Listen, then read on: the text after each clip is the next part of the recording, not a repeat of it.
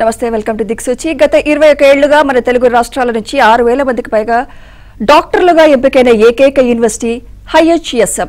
ఈ యూనివర్సిటీలో అడ్మిషన్లకు సంబంధించి ఇండియాలోనే ఏకైక అధికృత సంస్థ ISM focal point private limited. ఈ సంస్థ డైరెక్టర్ నాగేశ్వరరావు గారు, అలాగే నీట్ కోచింగ్ ఎక్స్పర్ట్ మన స్టూడియోలో ఉన్నారు గిరీష్ గారు. వారికి వెల్కమ్ చెప్పి వారితో మరిన్ని విషయాలు డిస్కస్ చేద్దాం. Hello sir. హలో నాగేశ్వరరావు గారు. హలో గిరీష్ గారు. Welcome to studio. నాగేశ్వరరావు గారు, ముందుగా మీరు చెప్పండి, ఫారెన్ లో ఎంబీబీఎస్ అనగానే చాలా మంది కిర్గిస్తాన్ ఎందుకు ఎంపిక చేసుకుంటున్నారు? What's the speciality about it? ముందుగా మా ఐఎస్ఎం ఫోకల్ పాయింట్ తరఫున, ఐహెచ్ఎస్ఎం యూనివర్సిటీ తరఫున మా డాక్టర్స్కు, మా మెడికోస్కు, మా హితులకు, వెల్ విషర్స్కు, తల్లిదండ్రులకు అందరికీ రాబోతున్న నూతన సంవత్సర శుభాకాంక్షలు అడ్వాన్స్గా మేము తెలియజేస్తున్నాము. ముఖ్యంగా ఏ కంట్రీకైనా విదేశాలకు వెళ్ళాలనుకున్నప్పుడు పేరెంట్స్, స్టూడెంట్స్ చూసేది మొదట సక్సెస్ అండి. Success success success. ఈ సక్సెస్ ఎక్కడ ఉంటే దాన్ని రాచబాటగా దాన్ని తీసుకొని నెక్స్ట్ ఫాలో అవుతుంటారు. ఈ సక్సెస్ ఒక రోజులో రాలేదండి. 21 ఇయర్స్ నుంచి కంప్లీట్ చేసుకుంటూ యూనివర్సిటీతో మేము మమేకమై చాలా రిఫార్మ్స్ చేసుకుంటూ సక్సెస్ ఎలా తీసుకురావాలి, మెడికోస్ను ఒక క్వాలిటీ డాక్టర్గా చేయాలి. సక్సెస్ ఇక్కడ ఇండియాకు వచ్చిన తర్వాత వాళ్ళు ఎఫ్ఎంజీ ఎగ్జాము, రాబోతున్న నేషనల్ ఎగ్జిట్ ఎగ్జాము సక్సెస్ కావాలి. దీనికి ఏ విధంగా మనము చేస్తే బాగుంటుందనేది అకాడమిక్స్ పరంగాను, సర్వీసెస్ పరంగాను అన్ని విధాల 24 అవర్సు కనుసన్నల్లో క్యాంపస్లో ఉండి మా మేనేజ్మెంటు మేము కోఆపరేట్ చేసుకుంటూ ఈ యొక్క మెడికోస్ను డాక్టర్స్గా పరిక్రమణ చెందే ఒక కార్యక్రమాన్ని దిగ్విజయంగా చేయడం జరుగుతుంది. కాబట్టి ఇంతమంది డాక్టర్స్, ఇప్పుడు మీరే చెప్పారు 6000 మంది డాక్టర్స్ అనేసి. సో ఇది చాలా ఎంత సక్సెస్కు రుజువుగా ఉంటుంది. ఒక మెడికల్ కాలేజీ నుంచి 6000 మంది డాక్టర్స్ ఇక్కడ చదివి డాక్టర్స్గా ఇక్కడ పూర్తి చేసుకొని ఇండియాకు వచ్చి ఎఫ్ఎంజీ క్లియర్ చేసుకొని మోర్ దెన్ 50% అబోవ్ దీంట్లో పీజీలు కూడా కంప్లీట్ చేసి సొంత హాస్పిటల్స్ పెట్టుకున్న వాళ్ళు ఉన్నారు. పీజీలు చేసి అబ్రాడ్లో కెనడా, ఆస్ట్రేలియా, అమెరికా, బ్రిటన్లలో సెటిల్ అయిన వాళ్ళు ఉన్నారు. గవర్నమెంట్ హాస్పిటల్స్లో వర్క్ చేస్తున్న వాళ్ళు ఉన్నారు. ఈవెన్ మేజర్స్గాను ఆర్మీలోనూ మన డాక్టర్స్ ఉన్నారంటే మీరు ఆలోచించండి ఎంత సక్సెస్కు ఈ కాలేజీ ప్రతిరూపకంగా ఉందో దీని అర్థం తెలుస్తుంది కదా. సో అందువల్లనే ఈ యొక్క సక్సెస్ కాబట్టి కిర్గిస్తాన్లో మనం చూపిన బాటను చూసి ఈ మధ్యనే చాలా కాలేజెస్ కూడా కొత్తగా పుట్టుకొచ్చేసాయి. బట్ ఆ కాలేజీలు ఎన్ని వచ్చినా ఏమొచ్చినా రాజు రాజే, సంస్థానాధీశులు సంస్థానాధీశులే. సో రాజు ఎప్పటికీ రాజే. ఐహెచ్ఎం ఎప్పుడు కూడా రారాజులాగానే సక్సెస్ను చూపిస్తూ పేరెంట్స్కు ఆ విధంగా కోరుకున్న తల్లిదండ్రులకు సక్సెస్ అనేది వాళ్ళ చేతికి ఇచ్చేంత వరకు శ్రమిస్తుంది, ఆ బాటలో నడుస్తుంది. సో వై ఓన్లీ కిర్గిస్తాన్ అంటారు? దాంట్లో ప్రత్యేకతలు ఏంటి? కిర్గిస్తాన్లో ప్రత్యేకతలు చాలా ఉన్నాయండి. మెయిన్ ఇంపార్టెంట్ ఇది ఇండియన్ స్టూడెంట్స్కు సపరేట్గా మనము తీసుకొస్తున్న రిఫార్మ్స్. ఇక్కడ లోకల్ స్టూడెంట్స్కి ఎలాంటి ప్రవేశం లేదు. ఓన్లీ ఇంగ్లీష్ మీడియంలోనే ఇక్కడ ఎడ్యుకేషన్ ఉంటుంది. 1993లో ఎప్పుడు ఎస్టాబ్లిష్ చేసిన యూనివర్సిటీ 2003లో మన మెడికల్ కౌన్సిల్ ఆఫ్ ఇండియా 2002లో చేసిన చట్ట ప్రకారంగా ఈ కాలేజీని ఇంగ్లీష్ మీడియం కన్వర్ట్ చేసినప్పటి నుంచి కూడా ఇండియన్ మేనేజ్మెంట్లోకి కాలేజీ రావడం జరిగింది. కాబట్టి మొత్తం ఇండియన్ స్టూడెంట్సే ఇక్కడ పర్టికులర్గా జాయినింగ్స్ అవుతున్నారు. కాబట్టి లోకల్ స్టూడెంట్స్కు సమస్య అనేది లేకుండా, లోకల్ లాంగ్వేజ్ ఎడ్యుకేషన్ లేకుండా, లోకల్ లెక్చరర్స్ తోటి కూడా అక్కడ ఫ్యాకల్టీ అనేది లేకుండా చేయడం మనము ప్రత్యేకంగా చేయడం జరిగింది. సో లాంగ్వేజ్ బ్యారియర్స్ లేవు. అండ్ ఎడ్యుకేషన్ సిస్టమ్ కూడా కంప్లీట్గా మొదటి నుంచి కూడా మనం ఇండియన్ ఫ్యాకల్టీని అక్కడ ప్రమోట్ చేయడం జరిగింది. ఇండియన్ మెస్ని పెట్టడము, క్యాంపస్ లోపలనే మనం హాస్టల్స్ మెయింటైన్ చేయడము, అమ్మాయిలకు సపరేట్ హాస్టల్స్ మెయింటైన్ చేస్తూ కేర్ టేకర్స్ని కూడా మన తెలుగు వారిని వాళ్ళకి అందుబాటులో ఉంచడము, క్యాంపస్లో మేము కూడా వాళ్ళకి ఎదురుగా ఉండడము, వీటన్నిటిని దృష్టిలో పెట్టుకొని ఎవరూ చేయలేని విధంగా సర్వీస్లో 24 అవర్స్ మెయింటైన్ చేయడము దీని ప్రత్యేకతలండి. సో పేరెంట్స్ కూడా ఎప్పటికప్పుడు మేము అందుబాటులో ఉండి స్టూడెంట్స్ యొక్క వెల్ఫేర్ కానీ, ఎడ్యుకేషన్ లెవెల్స్ కానీ, వాళ్ళ యొక్క సక్సెస్ని కానీ, వాళ్ళ ఎగ్జామ్స్ అయిన వెంటనే వాళ్ళ మార్క్స్ కానీ ఇవన్నీ ఎప్పటికప్పుడు అందుబాటులో ఉండడం వల్ల కమ్యూనికేషన్ గ్యాప్ ఎక్కడా ఉండడం లేదు. లాంగ్వేజ్ మెయిన్ కదా. అవునండి. మరి ఎలాగా, ఏ లాంగ్వేజ్ లో? లాంగ్వేజ్ వాళ్ళకు రష్యన్ లాంగ్వేజ్ ఉంటుంది, బట్ అది first year, second year, third year, ఈ 3 years సెకండ్ ఇయర్ వరకు నేర్పిస్తారు. దానికి ఏమి ఎగ్జామ్స్ ఏమి ఉండవు. నెక్స్ట్ ప్రాక్టికల్స్ వరకు మనం వెళ్ళినప్పుడు పేషెంట్స్ తో మాట్లాడడానికి ఏ లెవెల్ వరకు అవసరమో ఆ లెవెల్ వరకు వాళ్ళు నేర్పిస్తారు. సో ప్రాక్టికల్స్ కి సంబంధించినంత వరకు మాత్రం నేర్పిస్తారు, అంతకు మించి వాళ్ళకి ఎగ్జామ్ ఏమి ఉండదు. సో నో ప్రాబ్లం అక్కడ. రైట్. గిరీష్ గారిని అడుగుదాం. గిరీష్ గారు, మీరు నీట్ ఎక్స్పర్ట్. సో నీట్ లో ర్యాంక్ రాకపోతే లాంగ్ టర్మ్ తీసుకుని మళ్ళీ నీట్ కి అపియర్ అవ్వడం బెటరా, లేకపోతే ఫారెన్ లో ఎంబీబీఎస్ చేయడం బెటర్ అంటారా? ఫస్ట్ ఐహెచ్ఎస్ఎంలో చదువుతున్నటువంటి విద్యార్థులు వారి యొక్క తల్లిదండ్రులకి కూడా నూతన సంవత్సర శుభాకాంక్షలు తెలియజేస్తూ, మనకి ఏదైతే ఇప్పుడు ఎన్ఎంసి ఇచ్చిన గైడ్లైన్స్ ఉందో 2025 నుంచి నెక్స్ట్ ఎగ్జామ్ అనేది ఇంప్లిమెంట్ చేయడం అనేది జరుగుతుంది. ఈ నెక్స్ట్ ఎగ్జామ్ ఇండియన్ స్టూడెంట్స్కి, ఫారెన్లో చదువుకున్న స్టూడెంట్స్కి బోత్ ఆర్ ఈక్వల్. ఇద్దరు కూడా ఇక్కడ ఈ నెక్స్ట్ ఎగ్జామ్ అపేర్ కావాల్సిందే. సో దీనివల్ల ఏమవుతుందనంటే, నీట్ లాంగ్ టర్మ్లో ఎవరైనా సరే 150 నుంచి 150 మార్క్స్ నుంచి 300 మార్క్స్ వచ్చినటువంటి స్టూడెంట్స్ ఎవరైతే ఉంటారో వాళ్ళకి లాంగ్ టర్మ్ వెళ్ళడం వల్ల యూజ్ లేదు. ఎందుకంటే మ్యాక్సిమం 100+ మార్క్స్ మాత్రమే వాళ్ళు గెయిన్ చేసుకోగలుగుతారు. సో దీని ప్రకారం మనం ఆలోచిస్తే వాళ్ళు నిజంగా 100% నేను డాక్టర్ని అవ్వాలి, నా యొక్క డ్రీమ్ ఫుల్ఫిల్ చేసుకోవాలి, డాక్టర్గా నేను స్థిరపడాలి అనుకునే స్టూడెంట్స్ ఏమాత్రం లాంగ్ టర్మ్ అనేది ఆలోచన చేయకుండా మనం అబ్రాడ్ అడ్మిషన్స్కి వెళ్ళి అబ్రాడ్ యూనివర్సిటీస్ని చూజ్ చేసుకొని ఏదైతే ఎంబీబీఎస్ చేయాలనుకుంటున్నామో అబ్రాడ్లోని అది 100% ఎంబీబీఎస్ చేస్తే బాగుంటుందండి. మీరు అన్నట్టు క్రూషియల్ టైం కూడా అయిపోతూ ఉంటుంది. లాంగ్ టర్మ్ తీసుకొని మళ్ళీ నీట్గా అపియర్ చేస్తే వచ్చేది లేదు కూడా, మీరు అన్నట్టు 100% కాదు అంటున్నారు. సో లాంగ్ టర్మ్ కాకుండా ఫారెన్కి వెళ్ళి చదువుకోవడం బెటర్ అంటారు. Yes madam. ఇప్పుడు ఇక్కడ మనం చెప్పొచ్చేది ఏంటంటే, ఏదైతే 2023లో 2024లో మన నీట్ అపీర్ అయ్యారో వాళ్ళకి ఎలిజిబిలిటీ ఉంటుందండి. వాళ్ళు కంపల్సరీ ఇప్పుడు జాన్ ఇంటేక్ వెళ్ళి వాళ్ళు, లేదు సెప్టెంబర్ ఇంటేక్ కన్నా సరే వెళ్ళి వాళ్ళు కంప్లీట్గా అబ్రాడ్లో ఎంబీబీఎస్ అన్నది జాయిన్ అవ్వచ్చండి. అలాగే ఆంధ్రప్రదేశ్లో ఎంతవరకు, ఏ ర్యాంక్ వరకు సీట్లు వచ్చాయండి ఎంబీబీఎస్ ఫ్రీ సీట్స్? ఆంధ్రప్రదేశ్లో ఫ్రీ సీట్స్ అంటే మీకు 55,000 వరకు మీకు గవర్నమెంట్ కాలేజెస్లో వచ్చాయండి జనరల్కి. అలాగే ఓబీసీకి 1,22,400 వరకు వచ్చింది. ఎస్సీ ఎస్టీలకు వచ్చి 2 లక్షల పైచీలకు వరకు ర్యాంకుల వరకు ఫ్రీ సీట్లు రావడం జరిగిందండి గవర్నమెంట్ కాలేజెస్లో. తెలంగాణలో 2024లో తెలంగాణలో 2024లో మనకు వచ్చేసి 1,11,000 వరకు ర్యాంక్ వరకు సీట్లు రావడం జరిగిందండి. అలాగే ఓబీసీకి వచ్చేసరికి 1,22,000 వరకు రావడం జరిగింది. ఎస్సీ ఎస్టీలకు వచ్చి మీకు 2 lakhs+ వరకు ర్యాంకులకి సీట్ రావడం జరిగిందండి. ఓకే. అలాగే గిరీష్ గారు, ఫారెన్లో చదవాలంటే ఇది నీట్ పాస్ అవ్వడం మస్టా, మ్యాండేటరీయా? ఇది మనకి ఎన్ఎంసీ ఇచ్చిన గైడ్ లైన్స్ ప్రకారం కంపల్సరీ నీట్ క్వాలిఫై అయి ఉండాలండి. అంటే మనకి ఆఫ్ కోర్స్ జనరల్ గా అనేసరికి ఇప్పుడు 2024లో నీట్ క్వాలిఫై అయిన వాళ్ళకి 164 మార్క్స్గా ఎన్ఎంసీ మనకి గైడ్ లైన్స్ ఇచ్చిందండి. అట్లానే ఎస్సీ ఎస్టీ ఓబీసీకి వచ్చి 129 మార్క్స్కి ఇచ్చిందండి. ఈ మ్యాక్సిమం ఈ మార్క్స్తో క్వాలిఫై అయిన వాళ్ళు అబ్రాడ్లో ఎంబీబీఎస్ అడ్మిషన్ తీసుకోవడానికి ఎలిజిబిలిటీ ఉంటుంది. చక్కగా వీళ్ళు నీట్ స్కోర్ కార్డుతో పాటు వాళ్ళకి సంబంధించినటువంటి inter 10th class certificate submit చేసి అడ్మిషన్ మన అబ్రాడ్లో అడ్మిషన్ తీసుకోవడానికి అవకాశాలు ఎక్కువగా ఉన్నాయండి. రైట్. అయితే నాగేశ్వరరావు గారు, మీరు చెప్పండి, ఫారెన్లో ఎంబీబీఎస్ చేశాక ఇక్కడ వచ్చాక వాళ్ళు ఎలాంటి ఛాలెంజెస్ని ఫేస్ చేయాల్సి ఉంటుందంటారు? యాక్చువల్గా అబ్రాడ్లో వెళ్ళేటప్పుడు మంచి డెసిషన్ తీసుకోవాల్సిన క్వశ్చన్ మీరు వేశారు. ఏ కాలేజీకి వెళ్తే వాళ్ళు ఇండియాకు వచ్చిన తర్వాత ఇండియాలో ఫ్రీ సీటు కొట్టిన విద్యార్థితో చదివి బయటకు వచ్చిన తర్వాత వాళ్ళతో ఛాలెంజ్ చేయాల్సి ఉంటుంది. ఇప్పుడు suppose Gandhi medical college, Osmania medical college చదివిన డాక్టర్కు రేపు పీజీ కొట్టాలంటే వాళ్ళకున్న అవకాశాలు ఏవిదే ఉన్నాయో అవి వీళ్ళకు ఉంటాయి. సో వాళ్ళతో పోటీ పడాలి. ఆ స్థాయిలో వీళ్ళకు చదువుకొని రావాల్సి ఉంటుంది. అలా చదువుకొని వచ్చిన విద్యార్థికి ఎలాంటి ఛాలెంజ్ లేదండి. అదే మనం ఐహెచ్ఎస్లో మనం ఇస్తున్న క్వాలిటీ ఆఫ్ ఎడ్యుకేషన్, మీకు చెప్పింది అదే. ఇక్కడ మనము ఇండియన్ ఫ్యాకల్టీని ఎందుకు పెట్టాము? లాంగ్వేజ్ బ్యారియర్స్ ఉండకుండా. సో ఇండియన్ ఫ్యాకల్టీని పెట్టడం వల్ల స్టూడెంట్ తను ఇండియాలో ఉన్నట్టుగానే ఫీల్ అవుతాడు. వారు కూడా ఫ్యాకల్టీ కూడా ఇండియాలో ఏదైతే సిస్టమ్ ఆఫ్ ఎడ్యుకేషన్ ఎంఎన్సి మన medical council of India MCA వాళ్ళ గైడ్ లైన్స్ ప్రకారంగా క్లాసెస్ కండక్ట్ చేయడం జరుగుతుంది కాబట్టి వాళ్ళు ఈక్వల్గా మన ఇండియాలో చదువుతున్న విద్యార్థితో సమానంగా ప్రిపేర్ అవుతున్నారు.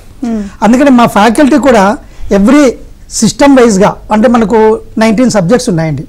ఈ 19 సబ్జెక్ట్స్ను కూడా ఖచ్చితంగా ఫాలో అవుతారు. ఇప్పటి నుంచే కాదు 2003 నుంచి కూడా మనం అలాగే మెయింటైన్ చేస్తున్నాం. ఇండియన్ ఫ్యాకల్టీ తోటి వీళ్ళకి చదువుకున్న తర్వాత అక్కడనే FMG ఎగ్జామ్ గురించి కోచింగ్ ఇస్తున్నాం. గ్లోబల్ డాక్టర్గా తయారు చేస్తున్నాం. నాట్ ఓన్లీ ఇండియాకు వచ్చిన తర్వాత ఓన్లీ ఇండియాలో పీజీ కొట్టే స్థాయి కాకుండా అమెరికాలో USMLE కానీ యూకేలో ప్లాబ్ కానీ అట్లాగే కెనడా, ఆస్ట్రేలియా, న్యూజిలాండ్లో అక్కడ లైసెన్స్ ఎగ్జామ్స్ కానీ ధీటుగా నేను ప్రిపేర్ చేస్తున్నాం. కాబట్టి మా IHSలో చదువుకున్న ఏ విద్యార్థి కూడా ఇండియాకు వచ్చిన తర్వాత ఎలాంటి ఛాలెంజెస్ అయినా ఎదుర్కోవడం సంసిద్ధంగా ఉంటాడు. ఖచ్చితంగా మనకి ఎందుకంటే ఇప్పుడు మనం చూపిస్తున్న MCA ఇప్పుడు FMG ఎగ్జామ్లో ఆ రిజల్ట్స్ అవి చూపిస్తున్నాయి. ఫస్ట్ అటెంప్ట్లో వచ్చిన వాళ్ళు ప్రతి ఒక్క బ్యాచ్ కూడా ఇప్పటి వరకు 70 to 80% ఫస్ట్ అటెంప్ట్లో సక్సెస్ అవుతున్నారు. కారణం ఏంటంటే ఆ విధంగా వాళ్ళు అక్కడ శిక్షణ తీసుకొని వచ్చారు కాబట్టి ఇదే చెప్తుంది వాళ్ళకు. సో ఇండియాలో ధీటుగా మన స్టూడెంట్ ఉన్నారని చెప్పడానికి. సో ఎలాంటి ఇబ్బంది లేదు. మా డాక్టర్స్ అందరూ కూడా ఎలాంటి ఛాలెంజెస్ కైనా ఫేస్ చేయడానికి రెడీగా మనము ప్రిపేర్ చేసి ఇక్కడ తీసుకొస్తున్నాం. అంటే FMG ఎగ్జామ్ చాలా టఫ్ ఉంటుంది అంటారు. Is it so sir? A exam అయినా మీరు చూడండి 10th క్లాస్ వాళ్ళకు 10th క్లాస్ ఎగ్జామ్ టఫే ఉంటుంది, ఇంటర్ వాళ్ళకి ఇంటర్ ఎగ్జామ్ టఫే ఉంటుంది. ఎప్పుడు టఫ్ ఉంటుందంటే వాళ్ళు చదువుకోని టాపిక్స్ ఎగ్జామ్లో క్వశ్చన్లు వచ్చినప్పుడు మాత్రమే. సో అలా చదువుకున్న సిలబస్ ప్రకారంగా క్వశ్చన్స్ వస్తే అది ఈజీ పేపర్ అంటారు. ఇక్కడ కూడా అంతేనండి. ఎవరైతే కాలేజెస్లో FMG కోచింగ్ లేదో మన ఫ్యాకల్టీ ఏవైతే చెప్పిన ఎడ్యుకేషన్ వాళ్ళు ప్రిపేర్ కారో ఆ విధంగా ఉన్న కాలేజెస్లోనే ఆ టఫ్ అనేది ఉంటుంది. ఇప్పుడు మా రిజల్ట్ 75-80% ఎందుకు వస్తుంది? టఫ్ ఉంటే ఎలా వస్తుంది? సో మా IHS విద్యార్థులకు టఫ్ లేదు వాళ్ళకు. సో అందువల్ల టఫ్ అనే మాటే మా మెడికోస్కు డాక్టర్స్గా కన్వర్షన్ ఉద్దేశంలో మేము ఆ విధంగా శిక్షణ ఇచ్చి తీసుకురావడం జరుగుతుంది. కాబట్టి మా ఇండియన్ ఫ్యాకల్టీ ఆ విధంగా FMG క్లాసెస్, క్లాస్ రూమ్లో టీచింగ్ విధానము ఇవన్నీ కూడా దోహదపడుతున్నాయి. రైట్. అలాగే సార్, నీట్లో ర్యాంక్ సాధించలేని వాళ్ళు ఫారెన్కి వెళ్ళి MBBS ఏం చదువుకుంటారులే అన్న అపోహలో ఉంటారు కొంతమంది. వాళ్ళకి మీరు ఇచ్చే సమాధానం ఏంటి? ఎగ్జాక్ట్లీ అండి. చాలా మంది పేరెంట్స్ ఓన్లీ వాళ్ళ నీట్ స్కోర్ మీదనే ఆలోచిస్తారు తప్ప ఆ స్టూడెంట్ కెపాసిటీ ఇంటర్మీడియట్లో డిస్క్రిప్టివ్ టైప్, ఆబ్జెక్టివ్ టైప్ మీద వాళ్ళు ఆలోచించాలి. డిస్క్రిప్టివ్ టైప్లో వాళ్ళకి 900%, 90% అండ్ 95% వచ్చిన వాళ్ళు కూడా ఒక్కొక్కసారి ఈ నీట్లో క్వాలిఫై కాలేరు. మీరు చూడండి 950 మార్క్స్ వచ్చినాయి అంటాడు ఇంటర్మీడియట్లో, బట్ అతను 140-150 మార్క్స్లో ఉంటాడు. కారణం ఏంటంటే NEET exam is a competition exam. ఆ టైంలో అతను ఎగ్జామినేషన్ హాల్లోకి వెళ్ళిన తర్వాత తన మైండ్ సెట్ మీద ఆధారపడి ఆన్సర్ చేయడం జరుగుతుంది. ఆబ్జెక్టివ్ టైప్ MCQs కాబట్టి. సో దాన్ని వాళ్ళు క్యాలిక్యులేటర్గా చేయకూడదు. తనకు ఇంటర్మీడియట్లో వచ్చిన మార్కుల మీదనే దాని స్కోర్ తీసుకుంటేనే వాళ్ళ లైఫ్ అనేది ఫ్యూచర్లో బాగుంటుందనేసి మా ఉద్దేశం. అందులో మా IHSM కాలేజీలో ప్రతి ఒక్క స్టూడెంట్ని కూడా ఒక క్లవర్ స్టూడెంట్గా తీర్చిదిద్దే క్రమం మా ఫ్యాకల్టీకి మేము చేయడం జరుగుతుంది. మాకు ఫ్యాకల్టీ అడ్వైజర్గా, ఫ్యాకల్టీ డీన్గా అండ్ వైస్ డీన్ అకాడమిక్స్గా డాక్టర్ భానుప్రకాష్ గారిని తీసుకున్నాం. సపోజ్ డాక్టర్ భానుప్రకాష్ ఎవరు? గ్లోబల్ ఎడ్యుకేషన్ ఎక్స్పర్ట్ అయిన USMLE కానీ, ప్లాబుక్ కానీ, FMG నేషనల్ ఎగ్జిట్ ఎగ్జామ్ కానీ ఆ ప్రవేశ పరీక్షలకు ప్రిపరేషన్ చేసి సక్సెస్ తీసుకురావాలంత క్రమంలో ఆయన ఎక్స్పర్ట్గా ఉన్నాడు. సో ఆయన అడ్వైజ్లో మనము ఈ ఫ్యాకల్టీని 19 సబ్జెక్ట్స్ కూడా 19 ఫ్యాకల్టీని మనం అక్కడ పెట్టడం జరిగింది క్యాంపస్లో. ఆ విధంగా ఆయన ఫ్యాకల్టీని మానిటరింగ్ చేస్తూ క్లాస్ రూమ్లో ఏ విధంగా సబ్జెక్ట్ చెప్పాలి, ఏ టాపిక్ చెప్పాలి, ఆ టాపిక్ను ఎలా ఎక్స్ప్లెయిన్ చేయాలి, ఇవన్నీ కూడా మానిటరింగ్ చేసి ఆ సబ్జెక్ట్ చెప్పిన తర్వాత స్టూడెంట్ నుంచి అనాలిసిస్ తీసుకొని వాళ్ళు ఏ విధమైన లెవెల్స్కి చేరుకుంటున్నారు, ఇంకా ఏమైనా మార్పులు చేయాలి, అవన్నీ రిమోట్ చేస్తూ వాళ్ళ సక్సెస్ బాట వేస్తున్నారు. కాబట్టి ఆ 5.5 years పీరియడ్ లోపల ఇంకా అతని స్కోప్ ఉంటుంది. తను ఒక ఛాన్స్లో నష్టపోయాడు, మా నాన్నగారు మాకు ఇంకొక ఛాన్స్ ఇచ్చారు, ఈ ఛాన్స్లో నా యొక్క సమర్థత చూపించుకోవాలనే ఒక లక్ష్యం ఉన్న ప్రతి స్టూడెంట్ కూడా సక్సెస్ అవుతాడు.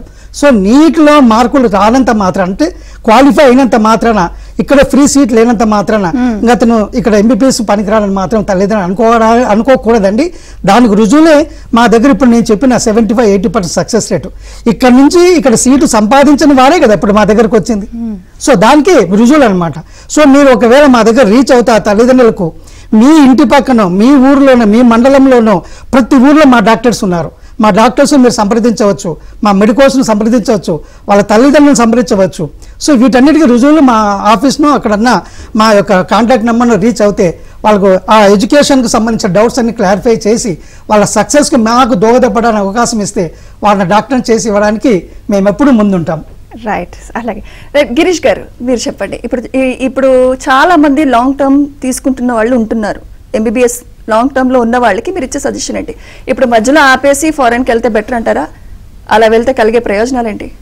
ఎస్ మేడం, ఇప్పుడు స్టూడెంట్స్ లాంగ్ టర్మ్లో ఉండడం వల్ల ఎక్కువగా ప్రయోజనం అంటూ ఏమీ లేదండి.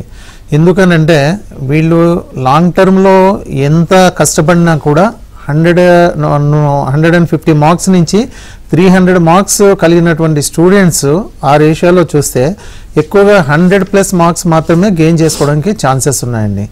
ఇప్పుడు వీళ్ళకి ఏజ్ పరంగా చూసినా లేదు అని అంటే మెడికల్ అంటే ఎంబీబీఎస్ అనేది చాలా లాంగ్ ప్రాసెస్ వీళ్ళకి కంప్లీట్గాని. సో వీళ్ళు ఏజ్ పరంగా చూస్తే మీకు ఏజ్ గ్యాప్ చాలా వచ్చేస్తుంది. సో మధ్యలో వీళ్ళకి ఈ లాంగ్ టర్మ్ దాంట్లోకి వెళ్ళడం వల్ల 1 ఇయర్ వేస్ట్ అవుతుంది.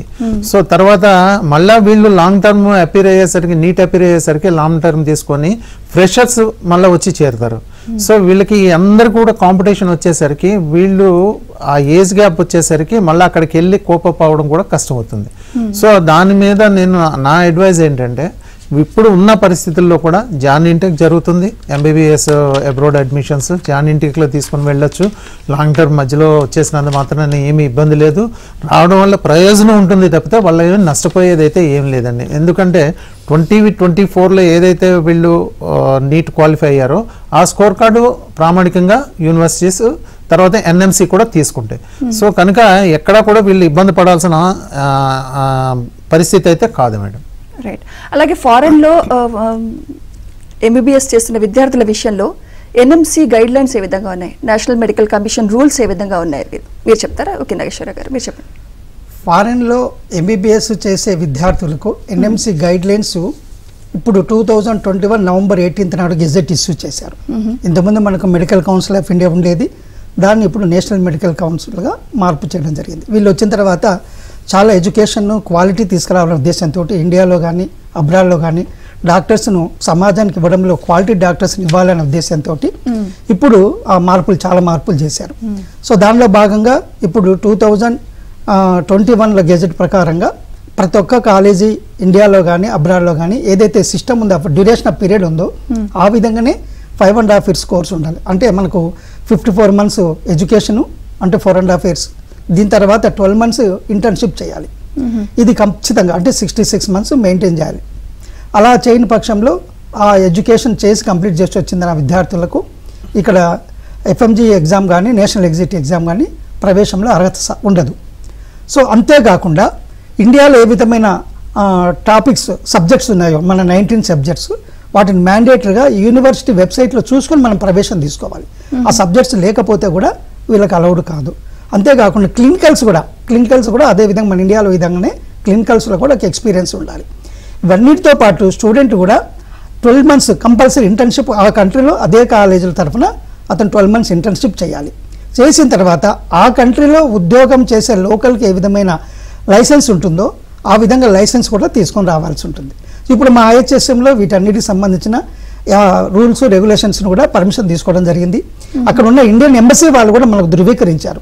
కిర్గిస్తాన్లో చదువుతున్న ప్రతి కాలేజీ నుంచి కూడా మీకు ఈ విధంగా 54 months ఎడ్యుకేషను ప్లస్ దాని తర్వాత 12 months ఇంటర్న్షిప్ ఉంటుంది. దాని తర్వాత లైసెన్స్ ఎగ్జామ్లో కూడా మీకు లైసెన్స్ ఇవ్వడం జరుగుతుంది అని ధృవీకరించడం జరిగింది. అందువల్ల ఇప్పుడు మా దగ్గర నుంచి వచ్చేవాళ్ళు 2022 బ్యాచ్ నుంచి ఎవరైతే వెళ్ళారో వాళ్ళు కంపల్సరీగా మ్యాండేటరీగా ఎన్ఎంసీ గైడ్ లైన్స్ ప్రకారంగానే మనం 54 months education 12 months internship license కూడా మనం ఇవ్వడం జరుగుతుందండి. దానికి ఆ విధంగా మనకు కాలేజీ వాళ్ళ నుంచి అష్యూరెన్స్ ఉంది, ఇండియన్ ఎంబసీ నుంచి కూడా అష్యూరెన్స్ ఉందండి. అలాగే నేను చాలా చోట్ల విన్నా, చాలా కాలేజెస్ చెప్పడం విన్నా, నీట్ మ్యాండేటరీ కాదు, నీట్ పాస్ అవ్వకపోవడం మ్యాండేటరీ కాదని అంటారు. సో పాస్ కాని వాళ్ళు అక్కడికి వెళ్తే వాళ్ళ మెడిసిన్ లైఫ్ ఎలా ఉంటుందంటారు? యాక్చువల్గా చెప్పాలంటే మనము ప్రమాదం అని తెలిసి ఆ ప్రమాదానికి ఎదురెళ్ళినట్టుగా ఉంటుందండి. ప్రమాదం అని తెలిసిన తర్వాత ఆ ప్రమాదాన్ని నివారించుకునేవాళ్ళు కానీ ఆ తెలుసుకుని దానికి వెళ్ళకూడదు కదా. సో గవర్నమెంట్ చెప్తుంది, ఏమని చెప్తుంది, నీట్ క్వాలిఫై అయిన తర్వాతనే మనము మెడిసిన్కి చేయాలి అనేసి. సో ఇండియాలో అయినా అదే ఫాలో అవుతున్నారు. సో ఇక్కడ ఎందుకంటే సీట్లు తక్కువ ఉన్నాయి కాబట్టి ర్యాంకులు చూస్తున్నారు. యాక్చువల్గా నీట్ క్వాలిఫై అయితే లభ్యత సీట్లు ఉంటే అందరికీ రావాల్సిందే. సో నీట్ అనేది ఎందుకు పెట్టారంటే క్వాలిటీ ఆఫ్ స్టూడెంట్ను పరిగణలోకి తీసుకోవడానికి. సపోజ్ ఇంతకుముందు ఈ ఒక రూల్ లేనప్పుడు ఎవరైనా సరే మన జనరల్ కేటగిరీ అయితే ఇంటర్మీడియట్లో 50% వచ్చిన వాళ్ళు కూడా బయాలజీ, ఫిజిక్స్, కెమిస్ట్రీలో 50% వచ్చిన వాళ్ళు వెళ్ళేవారు. ఎస్సీ, ఎస్టీ, బీసీ వాళ్ళైతే 40% వచ్చిన వాళ్ళు కూడా వెళ్ళేవారు. దానివల్లనే ఈ 40% వచ్చిన వాళ్ళు, 50% వచ్చిన వాళ్ళు వెళ్ళడం వల్ల ఇండియాకు వచ్చిన తర్వాత ఆల్మోస్ట్ ఎఫ్ఎంజీలో సక్సెస్ రేట్ తక్కువ రావడానికి అదే కారణం. సో దాన్ని పరిగణలోకి తీసుకొని ఎఫ్ఎంజీ సక్సెస్ రేట్ ఎక్కువ కావాలంటే క్వాలిటీ స్టూడెంట్స్ని మనం పంపిస్తేనే అక్కడి నుంచి వచ్చిన తర్వాత కూడా సక్సెస్ రేట్ పెరుగుతుందనే ఉద్దేశంతో నీట్ను మ్యాండేటరీగా చేయడం జరిగింది. సో నీట్ లేకపోతే మాత్రం ఇండియాలోకి వచ్చిన తర్వాత మనకు ఎఫ్ఎంజీ ఎగ్జామ్ లేకపోతే రాబోతున్న నేషనల్ ఎగ్జిట్ ఎగ్జామ్ కూడా పర్మిషన్ ఉండదు. సో ఇది గ్రహించాలి. అది ఎందుకంటే చాలామంది మీరు అపోహలకి వెళ్తారు, మేము ఇండియాలోకి రాము, మేము అబ్రాడ్లోనే పీజీ చేసుకుంటాము, అబ్రాడ్లోనే సెటిల్ అవుతాము, అది వాళ్ళ ఇష్టం. బట్ మనం ఆలోచించాలి, తల్లిదండ్రులు నీటే క్వాలిఫై కాని విద్యార్థి అబ్రాడ్లో యుఎస్ఎంఎల్ఈ అమెరికాకు సంబంధించింది, ప్లాబ్ యూకేకి సంబంధించింది, ఇవి toughest exams in medical education. ఇంత టఫెస్ట్ ఎగ్జామ్స్ వాళ్ళు రీచ్ సక్సెస్ కాగలరా అనే ధైర్యం వాళ్ళకు ఉంటే ఆ డెసిషన్ తీసుకోవచ్చు. లేని పక్షంలో ఇంకొకసారి కాంపిటీషన్ ఎగ్జామ్ నెక్స్ట్లో నీట్ ఎగ్జామ్లో పార్టిసిపేట్ చేసి నీట్ క్వాలిఫై అయిన తర్వాత పంపడం అనేది మంచి సలహా, మంచి సూచన అండి. రైట్. అలాగే ఫారెన్కి పంపించాలా లేదా అనే పేరెంట్స్ కొంతమంది డైలమాలో ఉంటారు, వాళ్ళకి మీరు ఇచ్చే సజెషన్ ఏంటి నాగేశ్వరరావు గారు? ఇద్దరు ఎవరో ఒకళ్ళు చెప్పండి. గిరీష్ గారు మీరు చెప్తారా? మేడం, అంటే ఇప్పుడు ఇక్కడ మనకి ఎంబీబీఎస్ సీట్ రాలేదని చెప్పేసి ఎప్పుడు కూడా మనం స్టూడెంట్ కానీ తల్లిదండ్రులు కూడా నిరుత్సాహపడవలసిన అవసరం లేదు మేడం. ఏదైతే మనకి ఎన్ఎంసీ గైడ్లైన్స్ ప్రకారం ఇప్పుడు నెక్స్ట్ ఎగ్జామ్ రాబోతుంది. సో ఇండియాలో చదివినటువంటి విద్యార్థులైనా సరే, అబ్రాడ్లో చదివినటువంటి విద్యార్థులైనా సరే చక్కగా అక్కడికి వెళ్ళి చదువుకొని 100% డాక్టర్స్గా స్థిరపడాలనుకునే వాళ్ళు నీట్ క్వాలిఫైయింగ్ తోటి వెళ్ళి ఇక్కడికి వచ్చి డాక్టర్స్గా స్థిరపడవచ్చు మేడం. రైట్. అలాగే ఐఎస్హెచ్ఎంలో ఎంతమంది అమ్మాయిలు డాక్టర్స్ అయ్యారు? ఐహెచ్ఎస్ఎంలో మీకు మేము మొదలే చెప్పాము, క్యాంపస్ సర్వీస్లో 24 hours మేముంటాము, అక్కడ కాలేజీ మేనేజ్మెంట్ వాళ్ళు ఉంటారు. అమ్మాయిలకు క్యాంపస్లోనే సపరేట్ హాస్టల్స్ ఉన్నాయి, దాని కేర్ టేకర్స్ కూడా మన తెలుగు వాళ్ళు ఉన్నారు. అంటే ఒక హోమ్లీ అట్మాస్ఫియర్ ఉంటుంది, స్టడీ ఎన్విరాన్మెంట్ ఉంటుంది, వాళ్ళ హెల్త్ కేర్ ఉంటుంది, వాళ్ళ స్టడీ కేర్ ఉంటుంది. సో ఇవన్నీ మేము మానిటరింగ్ చేసి తల్లిదండ్రులకు భరోసా ఇచ్చిన ప్రకారంగా వాళ్ళని డాక్టర్స్గా చేసి తీసుకురావడంలో సక్సెస్ అయ్యాం. కాబట్టి ఈ 22 years జర్నీలో ఆల్రెడీ 16 batches వచ్చేసాయి.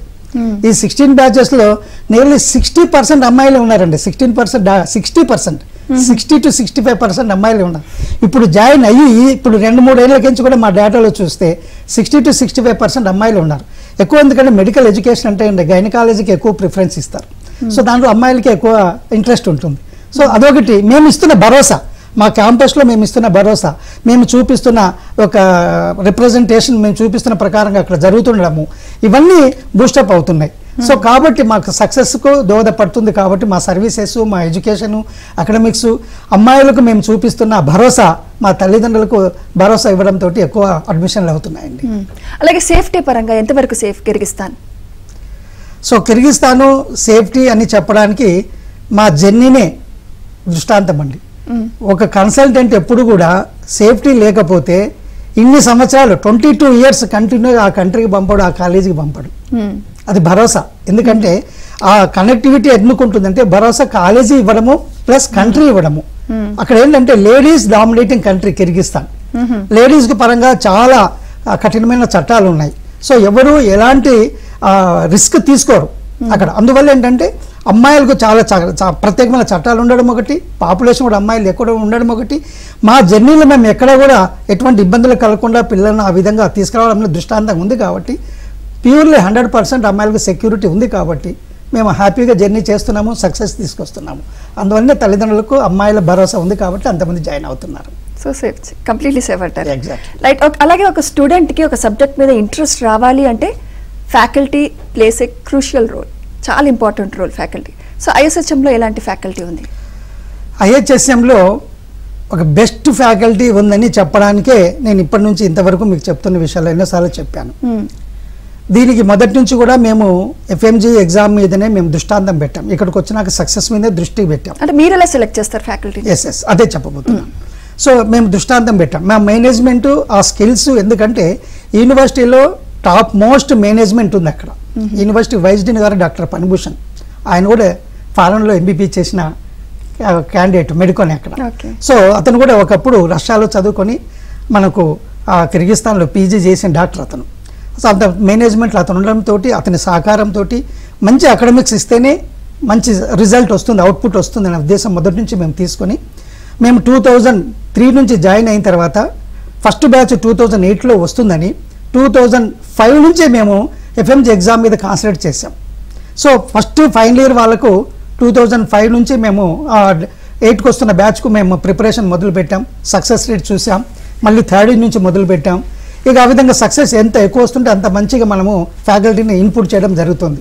సో అంతేకాకుండా ఇప్పుడు ఏదైతే నేషనల్ ఎగ్జిట్ ఎగ్జామ్ వస్తుందో దీన్ని మేము 2016లోనే మేము పరిగణలోకి తీసుకున్నాం. మాకున్న సీనియారిటీ తోటి మేము ఈ విధంగా రూల్స్ మారబోతున్నాయనే విషయం గ్రహించి అప్పటి నుంచి కూడా అకాడమిక్స్ మీద చాలా శ్రద్ధ పెట్టాం. డాక్టర్ భానుప్రకాష్ గారని మీకు ఇంతకుముందు చెప్పాను. ఆయన గ్లోబల్ ఎక్స్పర్ట్ అకాడమిక్స్లో. అంటే FMG ఎగ్జామ్ కానీ లైసెన్స్ ఎగ్జామ్స్ USMLE ప్లాబ్ కానీ చాలా ఉన్నతమైన రిజల్ట్ తీసుకొస్తున్న వ్యక్తి. ఆయన ఎడ్యుకేషన్ సిస్టమ్ కూడా చాలా వినూత్నంగా ఇంప్లిమెంట్ చేస్తుంటాడు. సో ఆయన అకాడమిక్స్కు ఇంపార్టెంట్గా చేస్తే హెడ్ ఆఫ్ ది అకాడమిక్స్ తీసుకొచ్చి వైస్ డీన్గా పెట్టడం జరిగింది. ఆయన వచ్చిన తర్వాత యూనివర్సిటీలో చాలా పెను మార్పులు తీసుకొచ్చారు. యూనివర్సిటీ అకాడమిక్స్ హెడ్స్ అందరినీ కూర్చోబెట్టారు, రెక్టార్ను డీన్స్ అందరినీ కూర్చోబెట్టేసి ఇక్కడ మనకు ఇండియాలో ఉన్న సిలబస్కు కెరికులంకు ఈ కెరికులంకు ఎంత వ్యత్యాసం ఉందో దాన్ని పరిగణలోకి తీసుకొని ఆ గ్యాప్స్ ఫిల్ చేయించడమే కాకుండా ఇండియా నుంచి ఫ్యాకల్టీ తీసుకోవడంలో ఆయన తన ఎక్స్పీరియన్స్ను ఉపయోగించి ఫ్యాకల్టీని సెలెక్ట్ చేస్తాడు. సో అందువల్ల మనకు ఇప్పుడు చూడండి ఎగ్జాంపుల్ చెప్తున్నాను. Doctor Pooja madam, doctor Krishna సాయిత్, డాక్టర్ కుప్పుస్వామి వీళ్ళందరూ కూడా ఫ్యాకల్టీ మెంబర్స్ 24 అవర్స్ క్యాంపస్లో ఉంటున్నారు. ఇటువంటి వాళ్ళు చాలామంది ఉన్నారు. ఇంకా అదే కాకుండా FMG ఎగ్జామ్కు కానీ నెక్స్ట్ ఎగ్జామ్ గురించి కానీ మీకు ఆ శిక్షణ ఇచ్చే రివిజన్ టైంలో కూడా మీకు ఆల్ ఇండియా ఫేమస్ వాళ్ళు ఉన్నారు. అటువంటి వాళ్ళతోటి మనము రాజీవ్ ధావన్ గారు అటువంటి వాళ్ళు పెద్ద పెద్ద ఫేమస్గా మనకు తర్వాత ఈయన నదీర్ గారు. సో చాలామంది ఫేమస్ ప్రొఫెసర్స్ అందరూ కూడా మనకు అక్కడ రివిజన్కి వస్తున్నారు. వీళ్ళ వీడియోస్ అన్ని మనము ఎప్పటికప్పుడు పేరెంట్స్కి షేర్ చేస్తుంటాము, స్టూడెంట్స్కి షేర్ చేస్తుంటాము. వాళ్ళతోటి కలిసి కూర్చొని వాళ్ళకి ఇంకా ఏం కావాలనేసి వాళ్ళతోటి ఇన్పుట్ తీసుకొని వాటికి తగ్గట్టుగా భానుప్రకాష్ గారు ఫిల్ చేస్తుంటారు. మెయిన్ మానిటరింగ్ అండి. Monitoring important. మనం ఇచ్చామనేది కాదు, ఎంతవరకు స్టూడెంట్ తీసుకున్నాడు, అది ఎంతవరకు వాళ్ళకి రీచ్ అయింది, ఇంకా ఏం కావాలి, ఈ మానిటరింగ్ చేస్తూ వాళ్ళకి మనం అందుబాటులో ఉన్న ఫ్యాకల్టీ తోటి మనం ఈ రిజల్ట్ తీసుకురావడంలో కష్టపడుతున్నాం. కాబట్టి NMC కాదు, ఏ నేషనల్ ఎగ్జామ్ కాదు, ఎగ్జిట్ ఎగ్జామ్లో కూడా మన స్టూడెంట్స్ అందరూ కూడా ఫస్ట్ అటెంప్ట్లో పాస్ కావడం PG కూడా క్రాక్ చేసే పద్ధతిలో మనం తీసుకొస్తాం. Right sir. సో మొత్తానికి నీట్లో ర్యాంక్ సాధించలేకపోయినా డాక్టర్ కళ మీ త్రూగా నెరవేరుతుంది అని చెప్తున్నారు, అంతేగా sir? Thank you so much Nageswararao గారు, గిరీష్ గారు, థ్యాంక్ యూ సో మచ్. సలహాలు సూచనలు మాకు తెలియజేసినందుకు thank you very much sir. Sir చెప్పండి. విజయవాడలో జనవరి 3వ తారీఖు, 4వ తారీఖు, 5వ తారీఖు మనకు ఒక ఫెయిర్, ఎడ్యుకేషన్ ఫెయిర్ ఉందండి. ఈ ఫెయిర్లో విజయవాడలో జరుగుతుంది. అక్కడ మన స్టాల్ ఉంది, స్టాల్ నెంబర్ 74 మనము పెట్టడం జరిగింది. అక్కడ పరిసర ప్రాంతాల్లో ఉన్న వారందరూ కూడా అక్కడ రీచ్ అయ్యి దాన్ని సక్సెస్ చేయాలని కోరుకుంటున్నాను.